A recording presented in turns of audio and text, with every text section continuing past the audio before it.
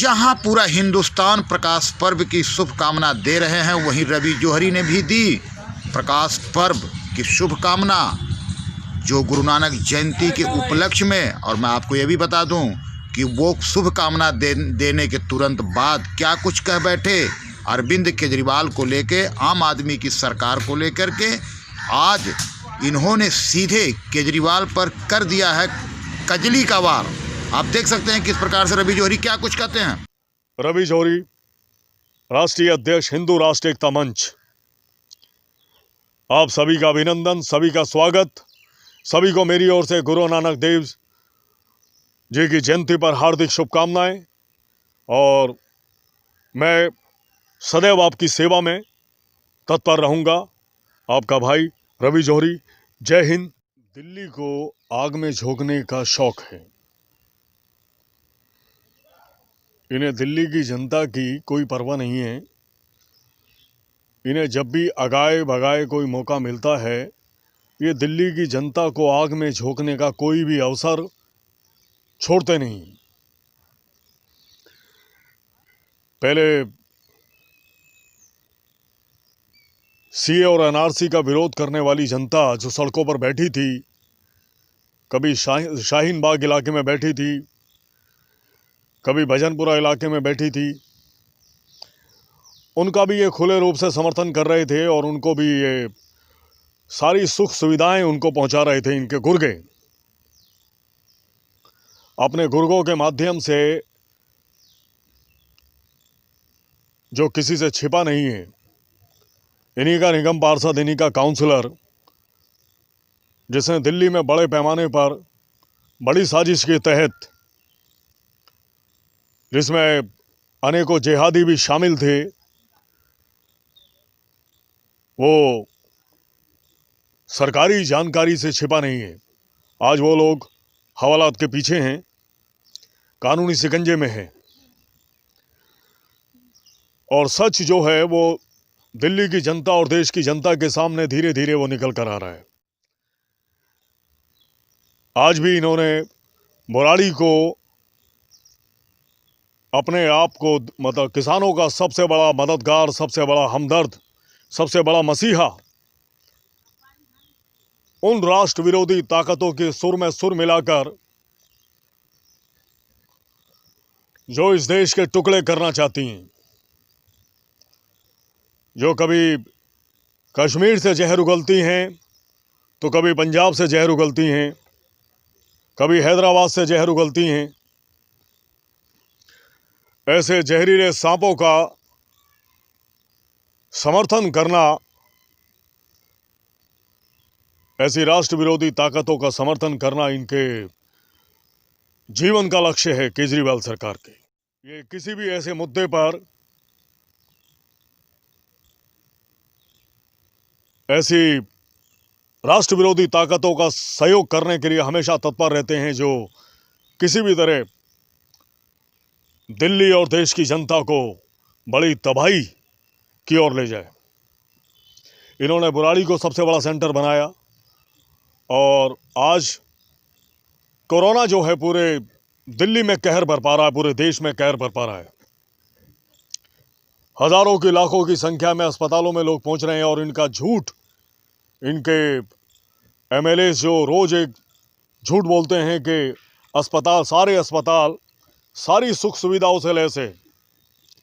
तो मैं ये पूछ रहा हूं कि वो दिल्ली की सड़कों पर दौड़ती लाशें, दिल्ली की सड़कों पर दौड़ते वो कोरोना मरीज, क्यों उनको अस्पतालों से उल्टे पांव लौटाया जा रहा है? क्यों अस्पतालों में बेड खाली नहीं है? क्यों आईसीयू के नाम पर उनको बाहर धकेला जा रहा है? ये दिल्ली की जनता आपसे सवाल कर रही है, केजरीवाल साहब, आप चाहें तो मुझे फांसी पर चढ़ा दें या मुझे सूली पर लटका दें, चाहें तो आप मेरी हत्या करा दें, लेकिन मेरी आवाज आपके हर गलत निर्णय के खिलाफ उठी है और उठती रहेगी। मेरी पहली प्राथमिकता है कि सबसे पहले मैं भारतीय हूं, ना कोई मेरी जाति है, ना कोई मेरा धर्म है। मैं सर्वप्रथम सबसे पहले भारतीय हूं, ये मेरी पहली प्राथमिकता है। और उस प्राथमिकता के मद्देनजर मैं ये ज़रूर कहना चाहूँगा कि नए नए चोले पहनकर, नया मुखौटा लगाकर, नए चेहरे लगाकर, भेष बदल कर आधी से ज़्यादा वही आबादी इस किसान आंदोलन में भाग ले रही है जो एनआरसी और सीए के मुद्दे पर, जिन्होंने दिल्ली का घेराव किया, दिल्ली की सड़कों का घेराव किया, दिल्ली की न्यायपालिका के लिए वो बड़ी चुनौती बने, दिल्ली की पुलिस तंत्र के लिए बड़ी चुनौती बने, दिल्ली के प्रशासन के लिए बड़ी चुनौती बने और दिल्ली की जनता के लिए बहुत बड़ी चुनौती बने। क्योंकि आवाजाही के रास्तों पर जिस तरह से वो लोग डेरा डाले बैठे थे, ये बड़ा मुश्किलों का दौर था। क्योंकि हमारी सच्चाई जो उजागर हो रही है कि किस तरह से हमें दुश्मन मुल्कों से हमें मदद मिल रही है, दुश्मन मुल्क के इशारे पर, और जम्मू कश्मीर में बैठे लोगों के इशारे पर, जिहादियों के इशारे पर जिस तरह से इनको मदद मिल रही थी, वो जब सामने खुलासे हुए तो वो सड़कें छोड़कर भागे, वो डेरे में बैठे लोग छोड़ कर वापस भागे। इसी तरह आज बुराड़ी के अंदर भी एक ऐसी महिला का फोटो आया किसान आंदोलन में, जो पहले हाथरस में हुए कांड में भाभी का रोल अदा कर रही थी कि ये इसकी भाभी है, और जब मीडिया के माध्यम से उसका खुलासा हुआ कि इस महिला का तो इस लड़की से कोई संबंध ही नहीं है, ये तो सब फरेब है, साजिश है, गहरी साजिश के तहत पूरे यूपी को आग में झोंकने के लिए बड़ी साजिश के तहत उस माहौल को गरमाया जा रहा था।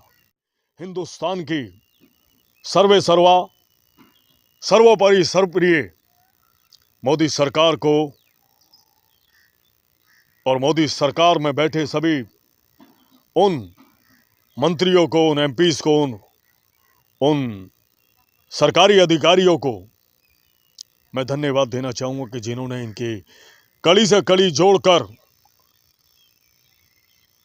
जो इस साजिशों को, इन साजिशों के राज को खोला, और देश की जनता के सामने जब ये राज खोला तो देश की जनता और दिल्ली की जनता देखकर दंग रह गई कि हमें कितनी बड़ी आग के अंदर धकेला जा रहा था। और आज जो मेरे को जानकारी मिल रही है सूत्रों से कि वो परिवार, उस परिवार के आश्रित मारे मारे फिर रहे हैं अपने हक और अधिकार के लिए कि उस परिवार के एक सदस्य को स्थायी नौकरी दी जाएगी और 1 करोड़ रुपया दिया जाएगा।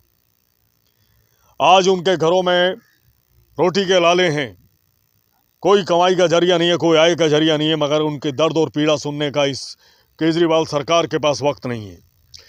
क्योंकि इनको तो नई नई साजिशें रचनी है, दिल्ली को कैसे तबाही की ओर ले जाना है, दिल्ली को कैसे बर्बाद करना है, दिल्ली की जनता को कैसे मौत के कुएं में धकेलना है। इन साजिशों से इन्हें फुर्सत नहीं है। तीनों एजेंसियां इनके हाथ में हैं, दिल्ली जल बोर्ड, एमसीडी, एनडीएमसी। इन तीनों एजेंसियों के अधिकारी आज गरीबों की आवाज़ सुनने के लिए तैयार नहीं है। ये तीनों एजेंसियां इनकी जड़ खरीद संपत्ति, इनकी दाप पाप की दादा लाई है। गरीबों की पेंडिंग पड़ी फाइलें जो सालों से सड़ रही हैं, उन पर अधिकारी उनकी कोई प्रतिक्रिया नहीं है कि किस तरह से वो पीड़ित परिवार सालों से धक्के खा रहे हैं अपने पेंडिंग कामों को पूरा कराने के लिए। मगर इस एनडीएमसी डिपार्टमेंट में, नई दिल्ली नगर पालिका परिषद में, इन्होंने बेईमानों की ऐसी फौज खड़ी कर दी है अधिकारियों के नाम पर। ऐसे बेईमानों की, ऐसे माफियाओं को इन्होंने ला के बैठा दिया है कि वो गरीबों की आवाज़ सुनने के लिए तैयार नहीं है। लोग अपने दस्तावेज जाकर जमा कराते हैं, लेकिन वो दस्तावेज कौन से डस्टबिन में डाल दिए जाते हैं, इसकी कोई जानकारी नहीं है। आज जल बोर्ड के अंदर, जल बोर्ड को तो ये अपने बाप की खरीदी हुई संपत्ति समझते हैं, जो मनमाने ढंग से ये जल बोर्ड को चला रहे हैं। निगम कर्मियों को कई महीनों से तनख्वाह नहीं देते हैं, और कभी दिल्ली को केंद्र के हवाले करने की बात करते हैं, कभी निगम कर्मियों को तनख्वाह ना देने के लिए केंद्र सरकार को जिम्मेदार ठहराते हैं। अरे भाई, कब तक पल्ला झाड़ते रहेंगे आप? कब तक इसी तरह आप रोटियां सेकते रहेंगे? कब तक अपनी तिजोरियां भरते रहेंगे आप और आपके सिपह सलार? और दिल्ली की गरीब जनता भूखी मर रही है, एमसीडी के कर्मचारी भूखे मर रहे हैं। ये दिल्ली की जनता, ये एमसीडी के कर्मचारी, एनडीएमसी के कर्मचारी आपसे जवाब मांग रहे हैं। आप अपनी जवाबदेही से भाग रहे हैं और अब ये वक्त आ गया, आपको जवाब देना पड़ेगा, वरना ये दिल्ली की जनता है जनाब।